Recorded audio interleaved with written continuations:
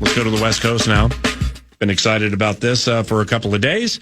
Ladies and gentlemen, we welcome Softy from Seattle in San Francisco. And he's with KJR, an iHeart juggernaut. Those of you who follow 9 to Noon know Softy is a card-carrying member of this radio show. And first, thanks for the help with Coach Holmgren yesterday, Softy. It for sure has been a weekly highlight. Thank you very much for that, man. Yeah, you're welcome. I am currently in Daly City, California, about 10 miles south of San Francisco. Yep. Full disclosure, currently wearing no clothes. Just got out of the shower to a phone call from Producer of the Year, Eric Nordquist, reminding me that I have to join this radio program and talk with the man who is the heartbeat of Minneapolis sports. A guy that represents everything good about the state and the people of Minnesota. And my dear friend, Paul Allen, there's not many people I would have answered the phone for in that current situation that I found myself in.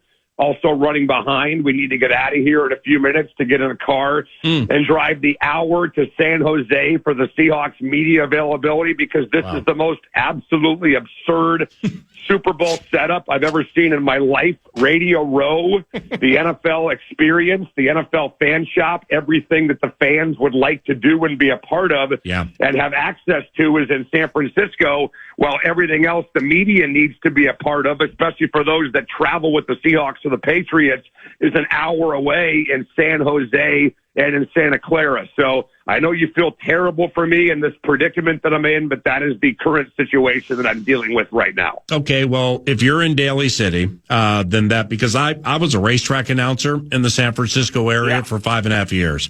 So I lived in Foster City. I lived in Pacifica. I lived at the corner of Haight and Broderick for 3 years. So it's Radio Row is at Moscone Center by South Beach. How are the streets of San Francisco these days? Every homeless person has been removed for the week the Super Bowl is here. They may be put back into place on Monday afternoon, but there is no riffraff. The streets are clean as a whistle. Everything is pristine in San Francisco, as you would expect it to be, with all the international and national media that have descended upon this town. It's the same thing that we went through for the All-Star game a couple years ago in Seattle, and it's exactly the attitude that our city is going to have when the World Cup comes to town this spring and summer. But you mentioned Pacifica.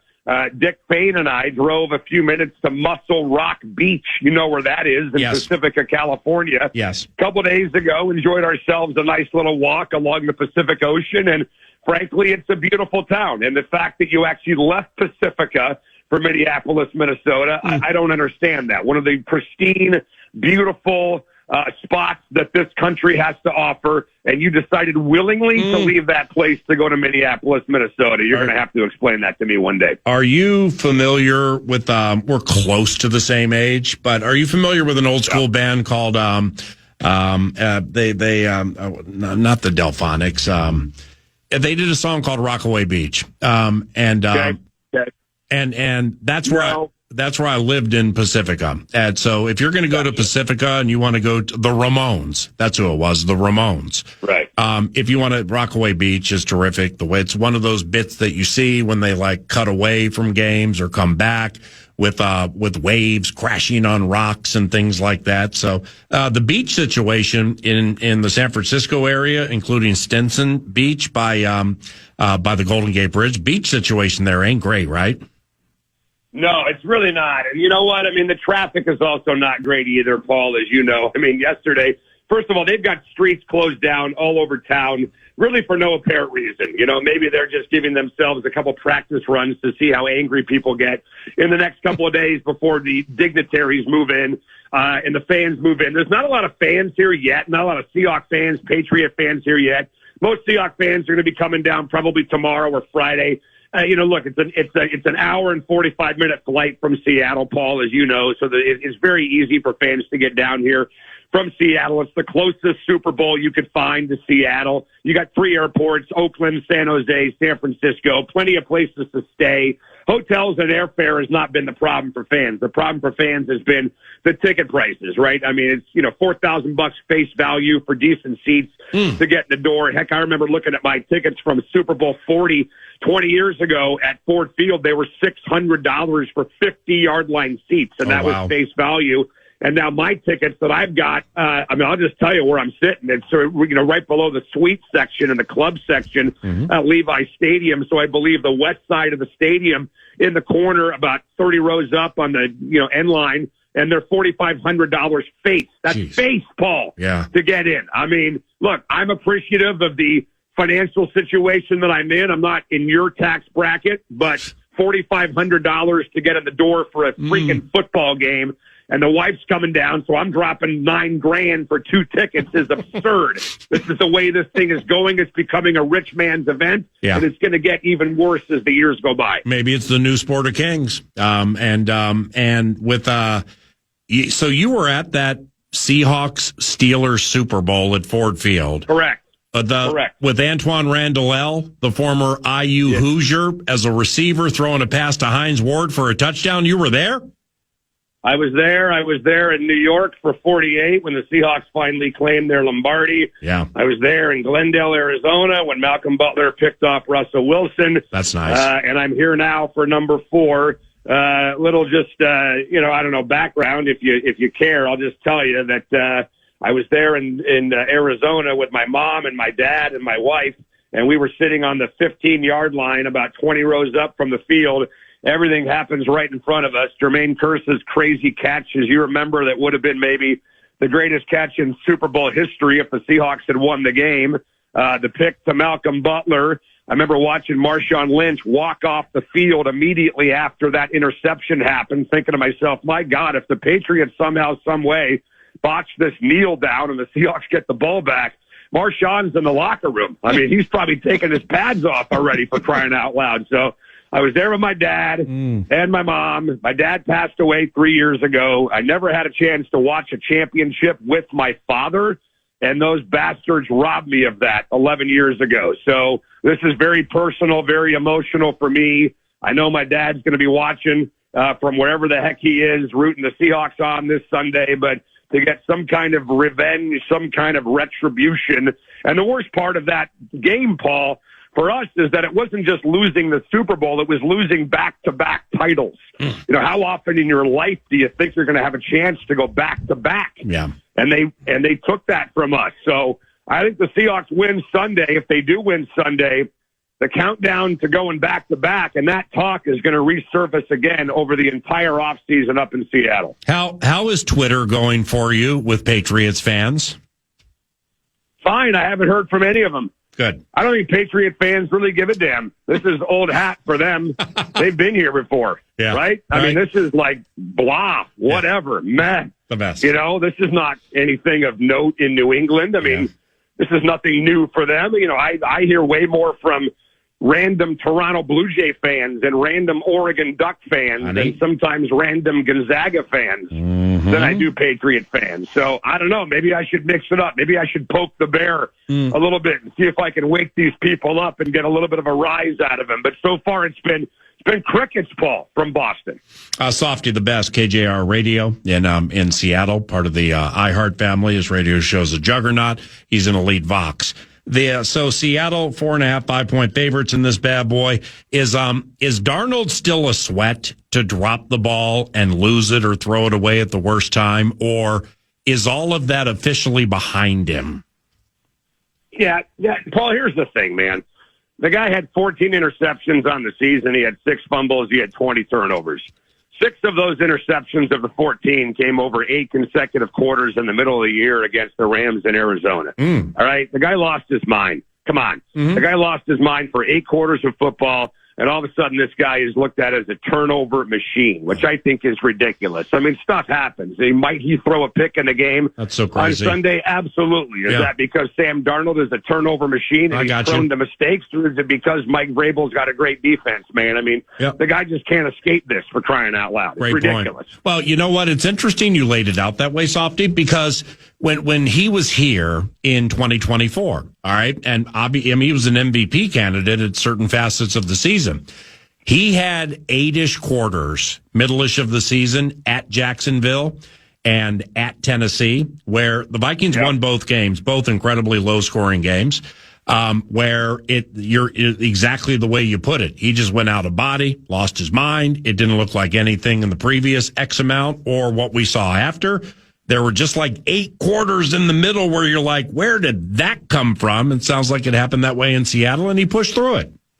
Yeah, 100%. I mean, the guy has been unbelievable for us. And, like, I know that we, kind of joke a little bit and rub it in every now and then a little bit. Honey?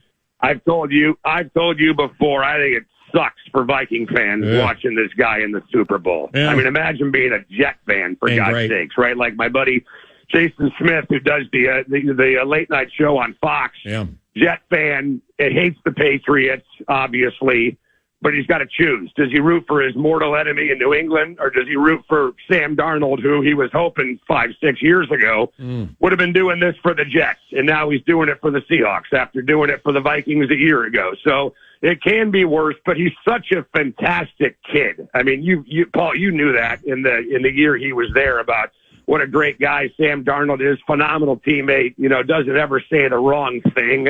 He's been down here the last couple of days, as have the rest of the Seahawks.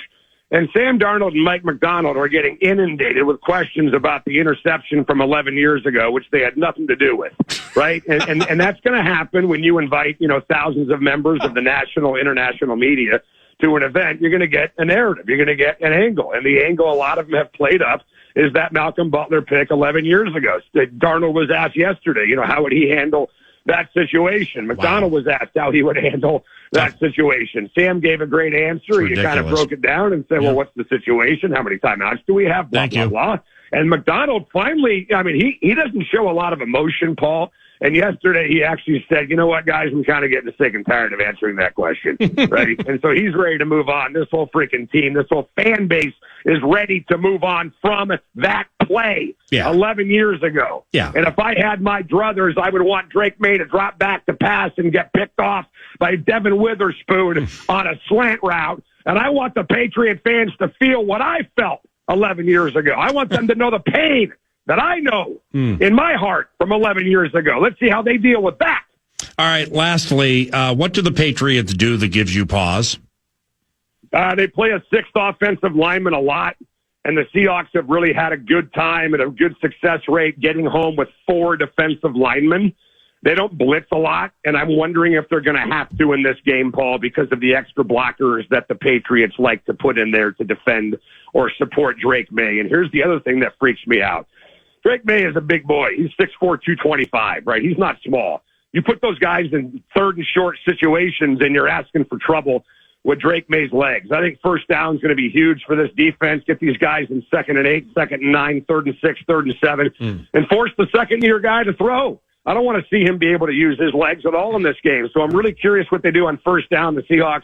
Really curious how Mike McDonald, Paul, handles that extra offensive lineman. Does he put an extra player in the box? Does he blitz? They don't blitz a ton, as we said.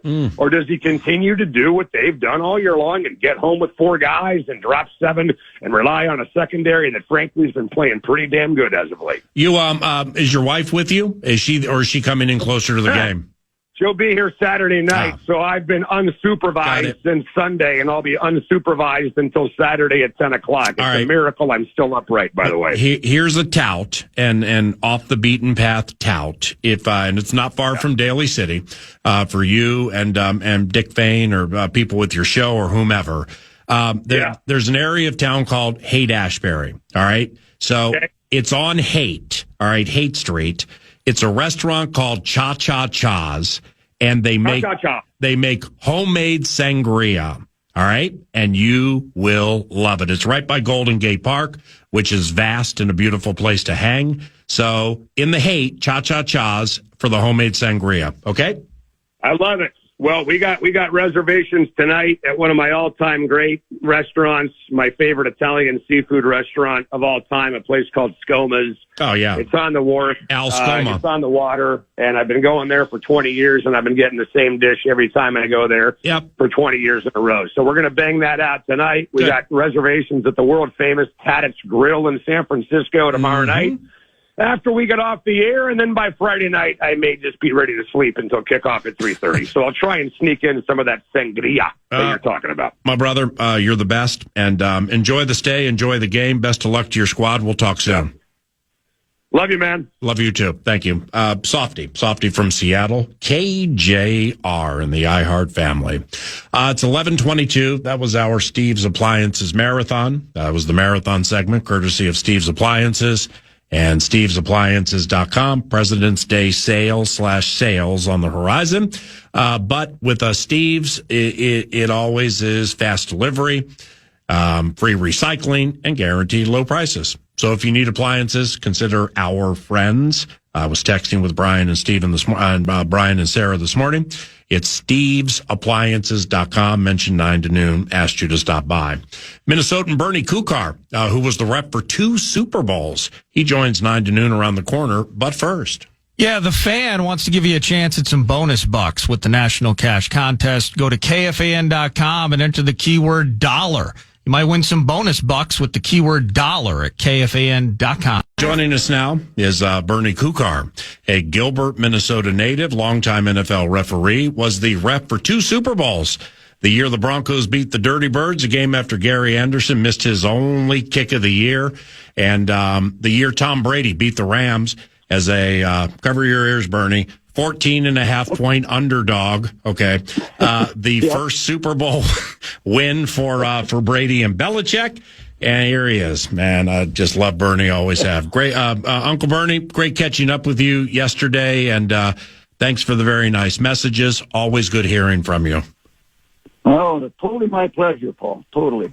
Have you ever noticed or been part of officials getting nervous before or during this game because it's the Super Bowl? Well, I would say just about every one of the officials in the locker room before you go out on the field get a little nervous, you might call it, because this is, of course, the biggest game of the year. You certainly don't want to screw anything up. And like I said before, and definitely not the coin toss. You want to get started on the right foot. Oh, wow. But once the game starts, you don't have time to be nervous. I mean, you're back officiating the game and paying attention to what's going on the field. But yeah, when you're sitting in a locker room thinking about everything, you're thinking, geez, there's I don't know, 100-some million people in the United States watching this game, and probably 800 million worldwide. So yeah, there's a little nerves involved. But, I mean, Bernie, you're one of the calmest people I've known in this less than calm game on many, many levels. So were there times in the 2 Super Bowls you wore the white cap? Did you have to walk up to anybody and be like, hey, let's everybody calm down. It's another game. We are gifted or we are chosen to do this, and we happen to be quite good at it. So let's just go do what we do. Oh, yeah. But that's not basically to the officials. It's more to the players. I do that kind of thing during the timeouts. The officials, those guys that are working that game, like my first Super Bowl, I looked around the room when we were in the locker room, and I did not see one guy in there had less than 13 years of experience. Yeah. So you're not going to get really a problem with those people. It's the younger ones, maybe a 3 or 4 year guy that possibly would be a little nervous on the field. And once the game gets going, you don't have a whole lot of time to think about anything other than what's going on between the 2 teams. Well, what a great point. And we're actually going to get to that momentarily. I don't want to forget to ask you this because I know it's important to you and your family. How's Lutsen these days? I know you love it up there. Yes. Well, we're up here primarily because we're skiers. The whole family skis. So we built this place in 1981 when the kids were quite young. And we used to come up on weekends all the time. After I got done officiating, this was primarily winter, of course, so I officiated a lot of college basketball and high school basketball in those days. And once those games were over, then we'd head up here, and we'd always stay at some hotel or thereabouts. So when my oldest daughter, one time we had to get back, and for whatever reason, on the way back, I said to her, well, if we keep doing this, we might as well put a building up here kind of thing. And I just made one comment. And unbeknownst to me, there we are. When we were heading back, there was a for sale sign on a tree that she took the number down on. And the next week she says to me, okay, big boy, call this number if you think you want to build something. Wait, was that Maggie? No, that was our oldest daughter. That's Katie. She lives in a place out in Vail, Colorado. Oh, wow. She's been out there for like 30 years now. Yeah. So do you get out to Colorado and ski? Because my daughter lives there, and she skis Copper Mountain, Keystone, just a lot of those, within 2 hours of Denver. You like it there? Oh, yes. Well, what our normal schedule is, we come up here for the skiing basically right after Christmas. And everybody comes up here for New Year. So that's when we really start the ski season up here. And we're usually there from January through February and into March. And then things start getting a little sloppy around here. Things are starting to warm up. And the skiing isn't the greatest then. So that's when we normally used to head out to Vail to catch the latter part of the ski season out there. And they would go, I think they're kind of bound by the Forest Service because they're on federal land. They're leasing the land. So the Forest Service tells them when they have to shut down. And I believe it's usually the third weekend in April normally. So that's kind of the schedule we're on. Yeah. And we do go out there in the summertime too. It's really nice out there in the summer. But I got to tell you a story you're not going to believe about this place.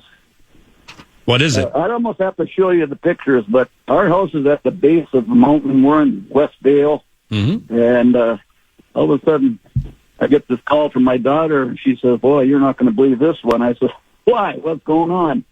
And she sent me this picture. It's a picture of a semi from Lowe's Construction or Lowe's, the company Lowe's that building materials. Up above us, about 300 feet or so, there's a road because, there's a lot of houses up there as you go up the mountain. And somehow this guy went around a curb up there and lost control of that semi, and he jumped out of the dang thing. And guess what? It came straight down the mountain, right into the back of our house on the corner. Wow. Well, was that the Vail Pass? What's known as the Vail Pass? No, this was right in Vail, in West Vail. Holy cow! But there are a lot of big trees out there. And you can't hardly get your arms around halfway with some of them. So he knocked down a bunch of those on his way down, and that kind of slowed the whole thing down. But if that wasn't there, that house would have been on the interstate. I can tell you that. Wow! Now, there's damage to it, but we're going to get it fixed. But I don't know how many times you ever hear of a truck running into a house. Now, this is, you're causing me to hearken to like a decade ago or whenever Zimmer was coaching here, and you would be in the coach's booth, even at like home and road games and stuff, suggesting challenges and things like that, or you'd be on the sideline at training camp. And this is reminding me of like, we come into a conversation to chat about something, and you and I just chat about every other thing in the world in Covenant catch-up-like fashion. So, given we have 7 or 8 minutes to go here, let me get to the lesson at hand. Now, also, you and I, for a decade and change, up to 2 decades, Bernie, we joke a lot with each other. All right, now, so the way I'm going to phrase this, I'm not joking, certainly not taking a shot. I want the legitimate answer here. Bernie Kukar did not start officiating, or as I think officiating overall, calling NFL games until 51 years of age. Okay, does that sound right? Incorrect. 44 years of age. Okay, 44. Excuse me. You started officiating at age 44. You became a ref at 51, right? I came into the NFL as a 44-year-old. Yep. And 7 years later, I became a referee. There we go. First 7 years, I was a a field judge in those days, but that's now a back judge. That's the guy that's 25 yards deep in the middle of the field. Well, here's the question. I became a referee. Why did it take you that long to get to the big league?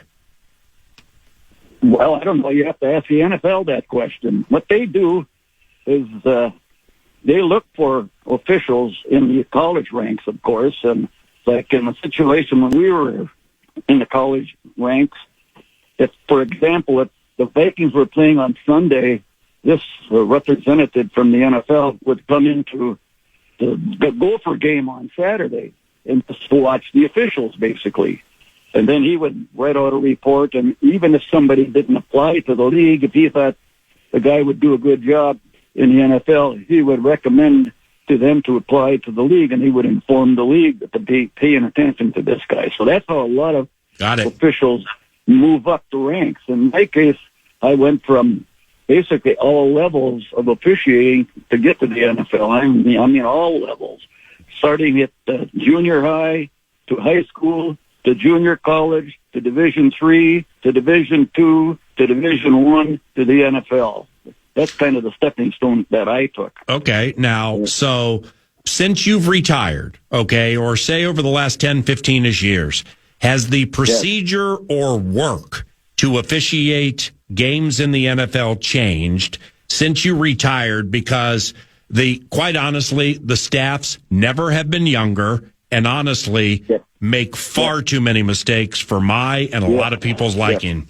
Yep. I can certainly address that issue because all of us veterans feel the same way that you just described.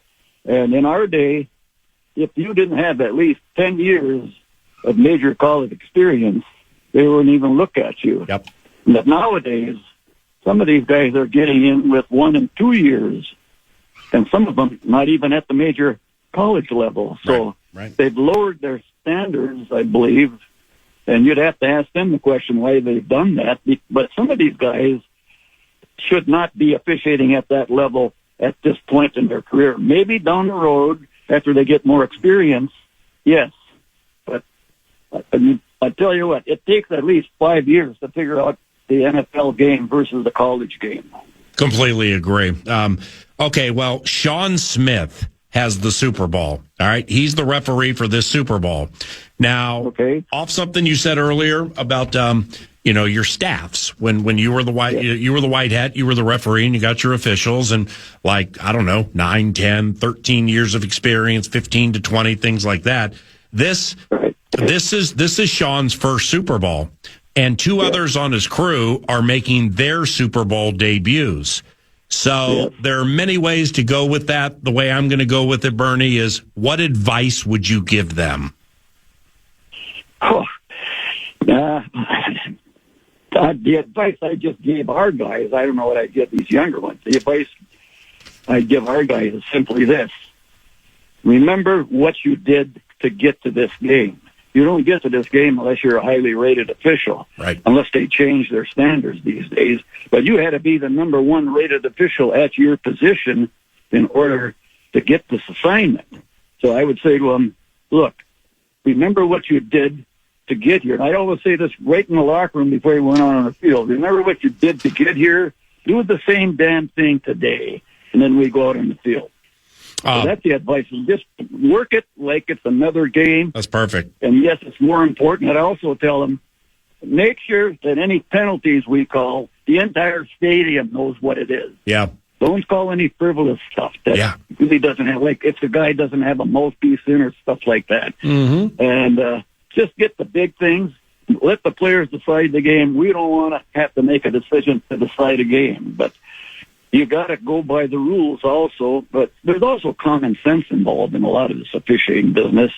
And you have to consider the situations, and then that all applies to it. If maybe I should throw the flag on that, or maybe I should not. And that's, you don't have time. You have to do these things in a nanosecond, of course. So, but that's what the advice I would give even this group that's out there now. I know some of them haven't been around long.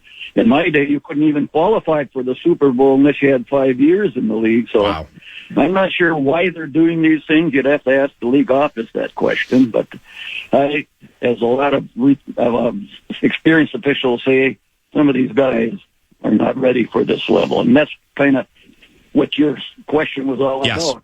Well, yes, they are making mistakes, and I don't know if it's inexperience or what. So they'd have to ask the league office what's going on here. Well, when we all listen to the Super Bowl on KFAN this Sunday, or we watch it on TV, as I said earlier, lastly here, Sean Smith is the referee. All right, it's his first Super Bowl. That's fine. Yes. And I'm sure he earned it on merit. Now, yes. Sean's it's because like Smith, the referee here, is going to be working with officials with whom he has not worked the entire season. Maybe one or two occasionally, but it's not the staff he had. Like, for instance, when I think Green Bay was here at the end of the year. That's the only. Oh no, the Lions on Christmas. That's the only time we had the Sean Smith staff the entire season. Now, his umpire was a man named Trey Blake. Now, Trey was demoted into last season from a referee to umpire and didn't get any playoff games or the Super Bowl, despite being on the staff of the guy who's the ref for the Super Bowl. Here's the question. Right. Is demoting a ref to an official something that happened frequently the decade plus you wore the white cap? No, that doesn't happen very often. Wow. And the reason it does most of the time is that, they moved the guy to the referee's position from some other position that he was on the field. And what happens sometimes is they move some guys that hadn't been referees at the college level. And it takes them a while to figure out how to be a referee. I mean, there's a whole lot of different duties you would do as a referee than any other position. So sometimes what happens when they move that guy to the referee's position, he finds out and they find out that this boy is not going to be able to handle the referee's job. Yep. And then they'll move him back to his position. I had one of those guys on my crew when I was Dale Hamer, his name was. He was a referee for like 11 or 12 years, and they moved him to head linesman. And I'm not exactly sure why they did, but I think it had something to do with he was having problems keeping up with the speed of the game back there. Referees got to move around a long time in a lot of places. The head linesman only moves about 5 yards in each direction off the line of scrimmage. So I think that had something to do with it. So, some of those things happen, but it's not that frequent that happens. That's an unusual time of Bernie, situations. You're fantastic. Thank you very much for the conversation, and thank you for the time. Great catching up yesterday. Enjoy the Super Bowl, and I'm sure I'll be calling you or texting you in the near future, okay? Not a problem. Thanks for calling, Paul. Yep. See you, buddy. Always a pleasure to talk with you. Yeah, always a pleasure catching up with you, too. Bernie Kukar, 2 decades plus as an official in the NFL, and from age 51 for him, but through a decade and small change, a referee. Those are the white caps on the microphones, doing all the stuff.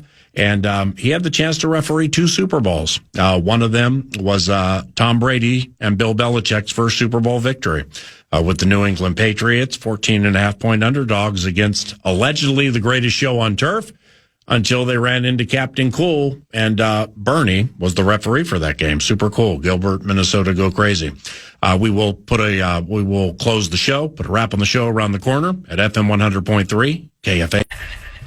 KFAN welcomes some great shows to the Mystic Amphitheater. Leonard Skinner and Foreigner will be there August 16th, and Motley Crue August 21st. Get the complete details on upcoming shows. Concert page, KFAN.com, keyword calendar. All righty. NBA trade deadline tomorrow, though. Yeah, for sure on that. And yesterday, I was watching NBA Network for a little bit. And, man, I'd just been so out of touch with so many things. And I had, kind of heard in some of our chats this week, or maybe it was you texting me or us talking on the phone about, Giannis, the Buck, potentially being a legitimate trade possibility for the Timberwolves. Yeah. And I mean, that's all they talked about on this NBA TV should be Giannis Antetokounmpo.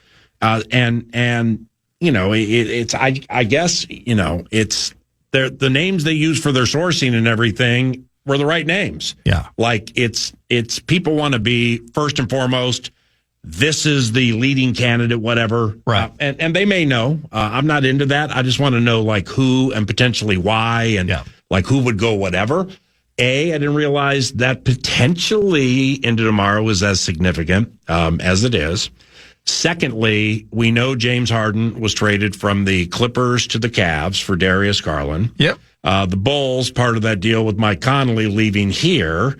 You know, Kevin Huerter heads somewhere. I got my guy on NBA TV yesterday, or was it radio or TV? One of the two. I mean, they were like, and I hadn't heard this, and I hope it's factual, that supposedly, like, the Timberwolves had an opportunity to get the guy we've talked about a lot for a month and a half, the kid with the hair. Kobe White. Yep. And instead wanted to get the apron money and the threshold to a certain level. Yeah, getting down to I think they're out of that second apron or whatever it is, down to just the normal tax. Yeah. And so I thought the number I saw yesterday, they may have saved themselves with this move about $23 million. 24 like and change to 1 and change is what I saw too. But for what and why and when and Giannis. Okay. Cool. I mean, Giannis is he's a generational type player. And when he plays now, he's still very good. Who would leave and why? And we need to know about the calf, by the way. What you going to do about that calf? Yep. I mean, because it's like it pops up so frequently with him. I don't know about you, man, but I'm just a little concerned about that thing. Yeah, specifically the last couple of years, too. And I can't remember which year it was, but I think he had to miss a playoff series because of the injury as well. So we've seen the same thing then. I didn't know how to explain it, but it has happened over X amount of years, this calf, 19 times. Okay, so 19 is the right number over 2 or 3 years where he's had to miss games. Yeah, no, it's very troubling.